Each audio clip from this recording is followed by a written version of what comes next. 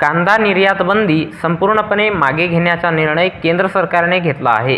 तर या निर्णयाबद्दल भंडारा गोंदिया लोकसभा क्षेत्राचे खासदार सुनील मेंढे यांनी केंद्र सरकारचे आभार मानले आहे।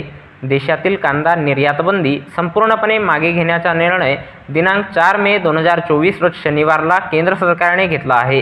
कांदा निर्यात बंदी संपूर्णपणे मागे घेण्याचा केंद्र सरकारचा निर्णय शेतकऱ्यांच्या हिताचा आहे।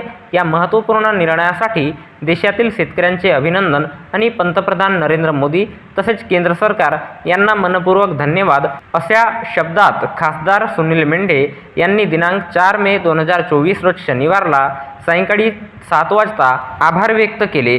कांद्याच्या सरसकट निर्यातीला परवानगी देताना शेतकऱ्यांना योग्य मोबदला मिळावा यासाठी देखील सरकार कटिबद्ध आहे। महाराष्ट्रातील कांदा उत्पादक शेतकऱ्यांना या निर्णयाचा फायदा होईल आणि ते आर्थिकदृष्ट्या सक्षम होण्यास मदत होईल, असेही खासदार सुनील मेंढे यांनी यावेळी सांगितले।